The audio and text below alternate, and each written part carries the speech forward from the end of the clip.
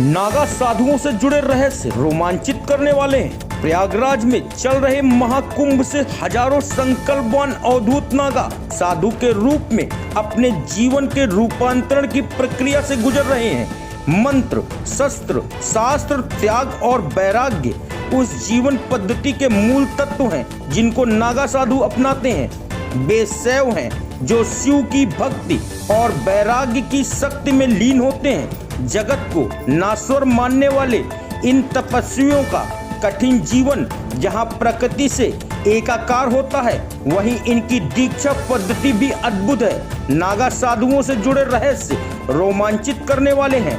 प्रयागराज में चल रहे महाकुंभ में हजारों संकल्पवान अवधूत नागा साधु के रूप में अपने जीवन के रूपांतरण की प्रक्रिया से गुजर रहे हैं। नागा साधुओं के सबसे पुराने और बड़े श्री पंच दशनान जूना अखाड़े में हजारों सन्यासियों ने दीक्षा ली।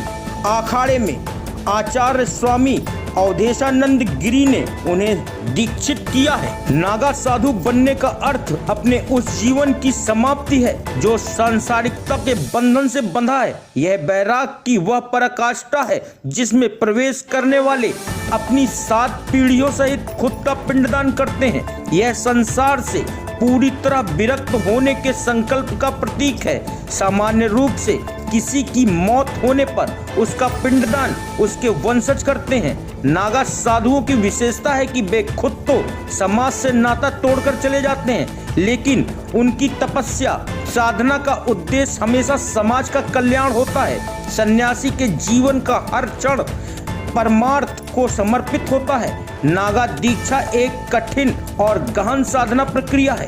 यह 48 घंटे में पूरी होती है। इसमें गंगा के तट पर अवधूतों का मुंडन और जनेऊ होता है, वहीं उनके पिंडदान सहित अन्य संस्कार कराए जाते हैं। जूना अखाड़े के आचार्य स्वामी अवधेशानंद गिरी महाराज ने रविवार को आधी रात में नागा सन्यासियों को दीक्षा दी। इससे पहले शनिवार को नागा साधु बनने वाले साधकों ने संगम घाट पर अपना और अपनी 7 पीढ़ियों का पिंडदान किया।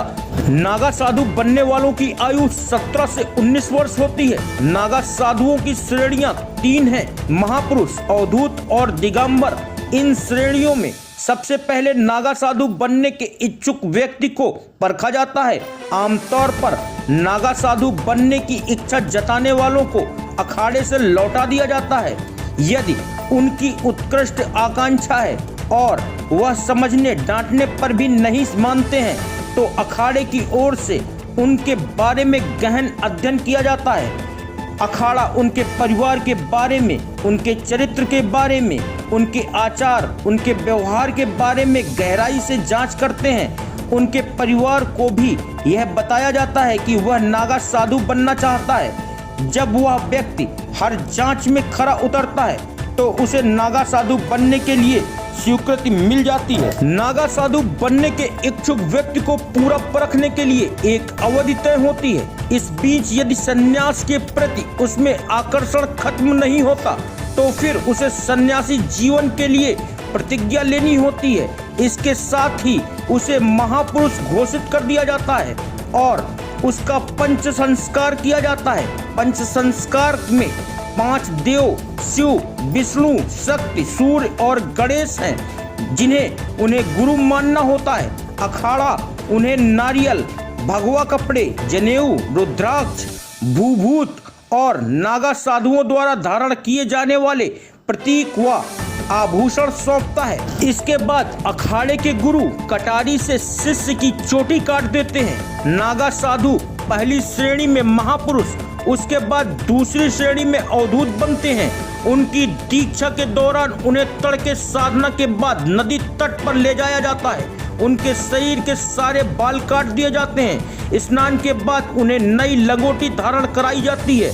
गुरु उन्हें जनेऊ पहनाकर दंड, कमंडल और भस्म देते हैं। इसके बाद वे अपनी 7 पीढ़ियों और खुद का पिंडदान करके संसार के बंधनों से मुक्त हो जाते हैं। यहाँ के अखाड़ों में उनका नया जीवन शुरू होता है। आधी रात में विजया यज्ञ होता है। इसके बाद अखाड़े के आचार्य महापुरुष को गुरु मंत्र देते हैं। इसमें अगले दिन तड़के महापुरुष श्रेणी के साधु को गंगा में 108 डुबकी लगानी होती है। इसके बाद वह अवधूत सन्यासी बन जाता है। अवधूत बनने के बाद साधक को दिगंबर की दीक्षा दी जाती है। वह दीक्षा शाही स्नान से एक दिन पहले होती है। इसमें अखाड़े की धर्म ध्वजा के नीचे अवधूत को 24 घंटे तक अन्न जल त्याग कर व्रत करना पड़ता है। अगले चरण में तंग तोड़ संस्कार किया जाता है। इस संस्कार के तहत तड़के अखाड़े के भाले के सामने आग प्रज्वलित करके अवधूत पर जल छिड़का जाता है। इसके बाद उसके जन्नांग की एक नस खींच दी जाती है, जिससे वह नपुंसक हो जाता है। यह संस्कार होने के बाद सभी साधु शाही स्नान के लिए जाते हैं। गंगा में डुबकी लगाने के साथ ही वे नागा साधु बन जाते हैं।